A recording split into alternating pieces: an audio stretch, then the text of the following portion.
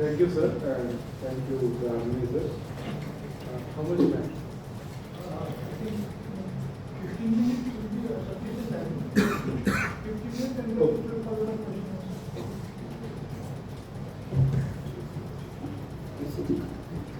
Okay, thank you. So I have decided to focus on a very specific theme that most of us are familiar with. Now, that is Dalit ideology and Ambedkar's role in it. So, what we refer to as Dalit ideology today sometimes is equated with Ambedkar's ideology or Ambedkarism,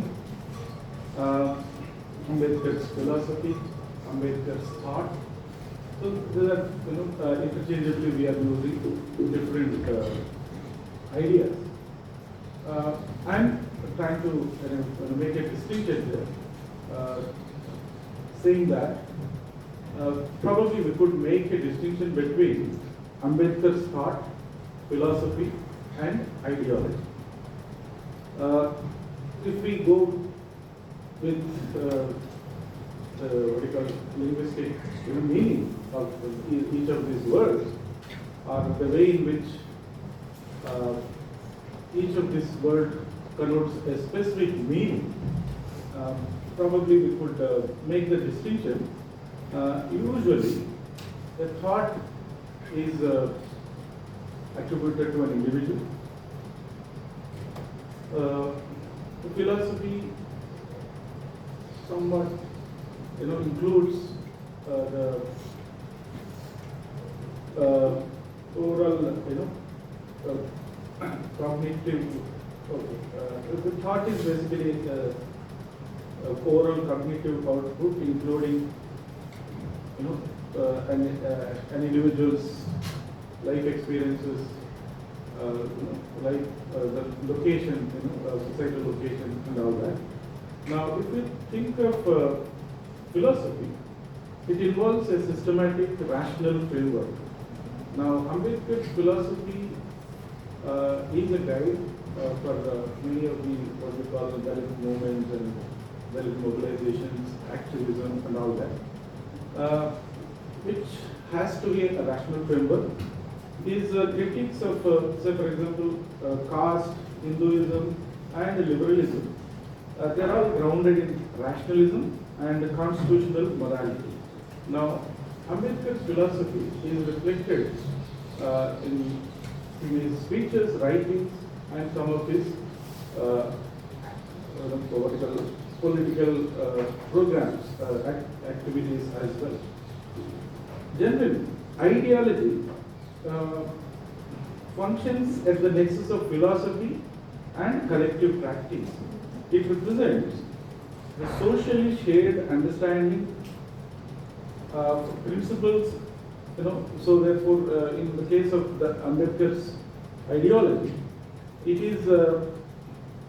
involves not only the worldview or his approach, but it goes beyond that, which translates into some kind of actionable idea or thought process. So here, it is institutionalized through social movements, political parties, and cultural memory, shaping collective identity and action of what we call the Dalit public, or the marginalized, or what now we refer to as Babylon and all. So we can, I think, make a distinction between what Ambedkar experienced in his lifetime and how he analyzed the world. Essentially, he analyzed the history of India, its civilizational history, its cultural history, its social structure, how inequality, the caste system, how he came up with the very idea of the caste system is unlike class system. offers a graded inequality. It's not a simplified, simple version of inequality where mobility is possible through different layers and rungs of the society or classes. So the society that is constituted in this graded inequality is very difficult to transform, change. So this is where we can actually also kind of start with something like a distinction between Ambedkarism and Dalit ideology. Though Dalit ideology is dependent on Ambedkarism, Ambedkar's philosophy, Ambedkar's ideology. Now, Dalit ideology warrants, it actually emanates from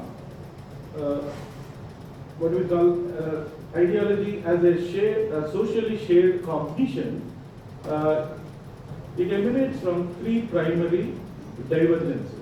Here, I can actually point out three different distinctions between Ambedkarism and Dalit ideology. Firstly, structural versus praxis-oriented approaches. In this, Ambedkar's philosophical contributions, such as annihilation of caste, which advocates for constitutional remedies to caste hierarchy through legal rationality. In contrast, contemporary Dalit movements demonstrate, if we were to locate them, maybe we can locate them in Gramscian praxis that exemplify. Say, like, for example, if you remember the Bharat Bandh protest in 2020, which again led to so many other things. That is the dilution of SC/ST Atrocities Act. Which embodied organized counter-hegemony via street-level collective action. Now, where it started, the Dalit activism or anti-caste protests of Ambedkar's lifetime, which can be traced all the way back to the first protest that he organized, Mahat Satyagraha, to now we come all the way to the Bharat Bandh of 2020. Now, this is inspired, this Bharat Bandh of 2020 is inspired and by Mahat Satyagraha, but this is what we have to kind of trace the origin of this, where the Dalit ideology is now not only confined to what Ambedkar did during his lifetime, but it's trying to go beyond such mobilization as such. The second distinction, religious reformation versus intersectionality. Now this again refers to Ambedkar's conversion to Buddhism in 1956, which is aimed at individual spiritual emancipation, but also it is a reformation of a society, a section of the society, which through its defiance or rejection of the existing dominant religion and adapting an egalitarian religion. So that was a rebellion or revolt against the unequal social relations that are embedded in a religious system. To now what we now have today in Dalit movement or Dalit activism is somewhat like intersectionality, like Dalit feminism or various other mobilizations around the issues of identity, self-respect, dignity, those kind of activisms. Now the third, the third is institutional versus subaltern epistemologies. Now the Ambedkar's reliance on state mechanisms such as resolution policies was the starting point of this institutional kind of capturing, not capturing, rather making use of the institutional mechanisms. Two, now today, now the contemporary Dalit intellectual discourse, various identity trends, including sexuality, or even the basic idea, idea like what is it? Forgetting the no. I mean, I am also a Dalit. That is the kind of expression that came up in the group that I think. Huh? No. The most recent.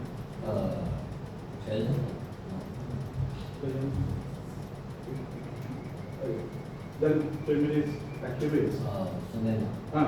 Yeah. So now we can actually trace this. So what Ambedkar did during his lifetime and what is happening now, how these are interconnected. Yet, what is the variation between them? This is what I'm actually trying to refer to. Now, if you look at methodologically, this analysis involves a discourse analysis contrasting Ambedkar's text with Dalit Panthers manifesto at some point in time. Then quantitative protest event analysis, it will take the movement participation, how Dalit movements in different time periods in different places have varied participation levels. Now Dalit movements have peaked in different time periods in different states. If we were to take the entire history into account, we find that there are this waves of protests. There are this rise and spikes in different places. Now this is what actually we can locate. Now what is the contribution of Dr. B.R. Ambedkar in shaping Dalit ideology? So now what we today consider as Dalit ideology is building upon Dr. Ambedkar. Now here we are actually celebrating three Dalit icons or Bahujan icons. We have many. We have a much big pantheon of icons which are which are symbols of protest, identity, and revolution as such.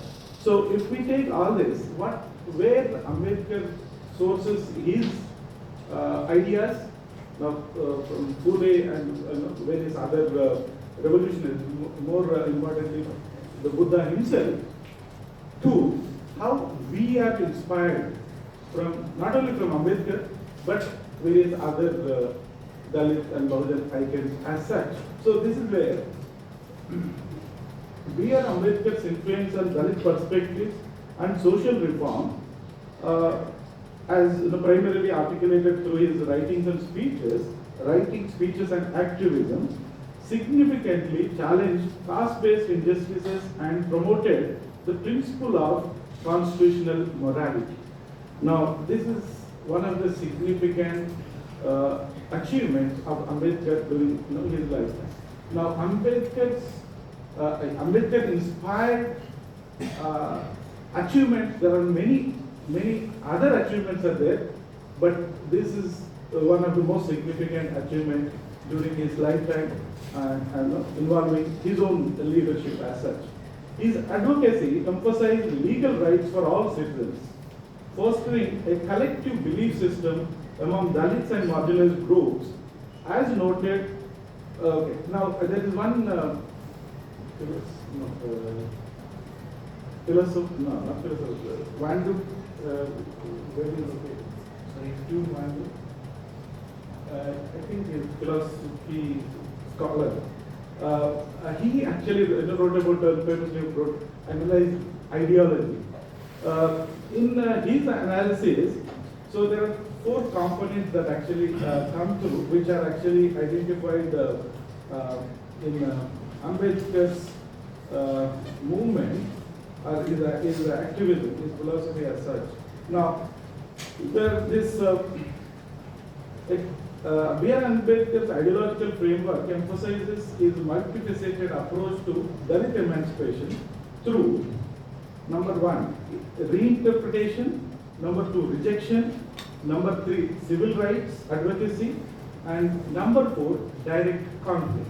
Now, this framework, which is essential, a broader definition of what ideology constitutes, this framework underscores Ambedkar's strategic integration of cultural, legal, and social dimensions to challenge entrenched caste hierarchies in India. Now, reinterpretation, rejection, civil rights advocacy, and direct conflict. So there are, we should think of different examples. What he did through reinterpretation. He reinterpreted India's civilizational history. When he compares Hinduism and Buddhism, when he says how Hinduism, won over Buddhism, and how that revolution and counter-revolution, how that actually happened, and then when he tried to revive the original Buddhism, the Buddha's version of Buddhism, through his the Buddha and the Dhamma, or even in the other texts, Buddha or Karl Marx. So he is actually reinterpreting the history, its cultural symbols. So then his analysis of, say, caste system, the sanctity of Vedas and various other, Hindu code of conduct, so he rejected those ideas. So when he revived Buddhism, he rejected Hinduism. So the rejection is an integral component of his ideology. Rejection of what is dominating, what is unequal, what is discriminatory, what is causing the suffering of the marginalized sections. So then the civil rights advocacy that we can actually look at, look through various protective measures that he had incorporated in the constitution, granting civil rights, equality, and citizenship. Those are essential things.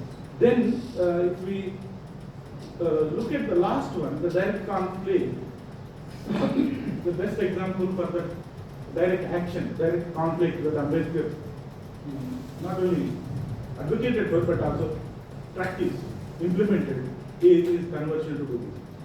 So through this, this kind of a praxis that we can actually understand how Ambedkar shaped what we today use as Dalit ideology.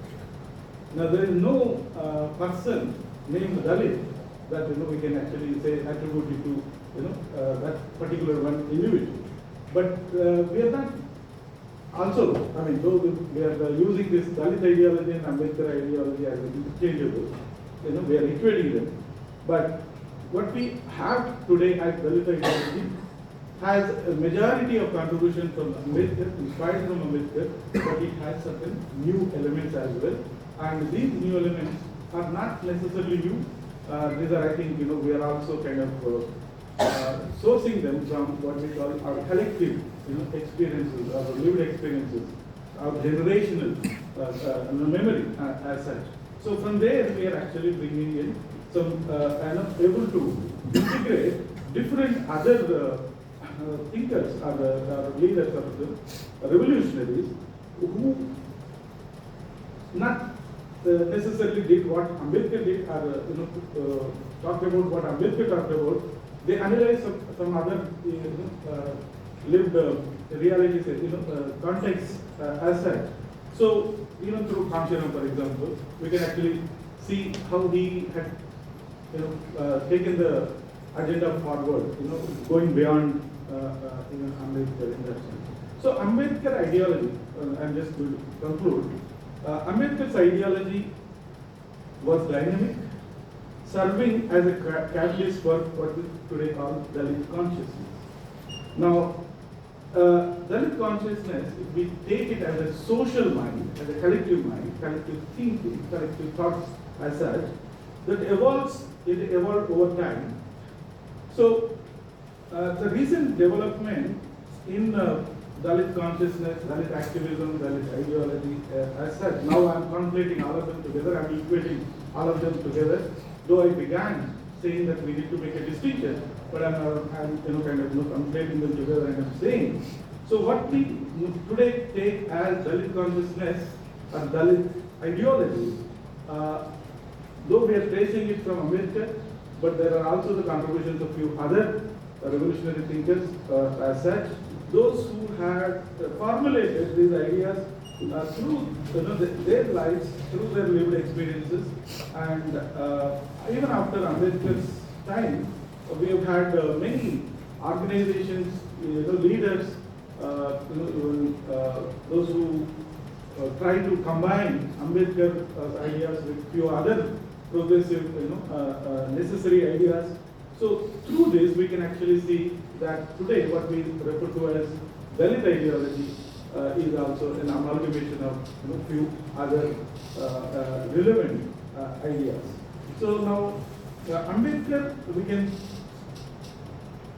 take him not only as a creative thinker who had come up with, who had analyzed the society and offered some solutions per se, but he was also a practitioner. So he did implement some of his ideal thoughts into action, and he also demonstrated how to go about these ideas.